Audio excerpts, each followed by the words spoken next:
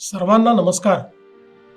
आपले माननीय पंतप्रधान नरेंद्र मोदीजी यांनी एक आवाहन आपल्या सर्वांना केले आहे, ते म्हणजे इंधन बचत आणि परकीय चलनाची बचत। सोप्या शब्दात समजून घ्या, त्यांच्या या प्रतिपादनाच्या मागे हेच दोन हेतू आहेत। सोने खरेदी करू नका असे यासाठी की आपण मोठ्या प्रमाणात सोन्याची आयात करतो आणि यातून आपल्या देशातील पैसा हा परकीय चलनात जातो।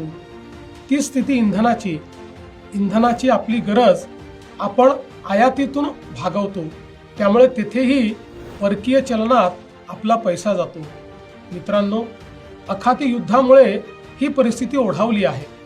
अशा वेळी संपूर्ण देशाने एकसंधपणे उभे राहणे गरजेचे आहे।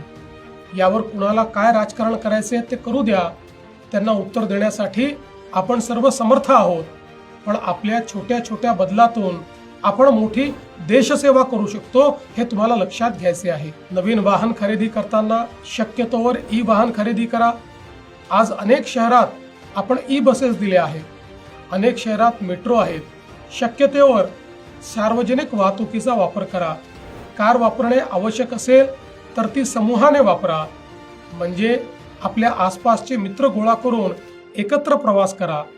आठवड्यातून एक दिवस नो व्हेकल डे पाळण्याचा प्रयत्न करा। कोविडच्या काळात आपण वर्क फ्रॉम होम मध्ये पारंगत झाले आहोत, तेही पर्याय पडताळून बघा। एसी 24 डिग्रीच्या खाली वापरू नका। परदेशातील प्रवास टाळा। परदेशातील आपल्या मित्रांना सांगून त्यांनाच भारतामध्ये पर्यटनाकरता बोलवा। अशी साधी सोपी कामे आपल्याला करायची आहेत। गेल्या 12 वर्षात आपल्या पंतप्रधानांनी देशाला ज्या उंचीवर नेले आहे ते तुम्ही अनुभवता आहात। मला खात्री आहे त्यांच्या याही अभियानाला तुम्ही तितक्याच आपलेपणाने स्वीकाराल आणि त्यांना भक्कम साथ द्याल, कारण यातच भारताचे हित आहे। आम्ही आमच्यापासून सुरुवात केली आहे। मी स्वतः माझा ताफा अर्ध्यावर आणला आहे। मंत्री आणि अधिकाऱ्यांचे विदेश दौरे आम्ही रद्द केले आहेत।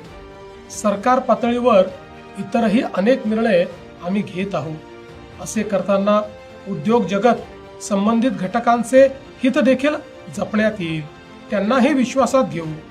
चला, आपण सारे मिळून या अभियानात सहभागी होऊया। राष्ट्र प्रथम या भावनेने एकजूट होऊया। जय हिंद, जय महाराष्ट्र।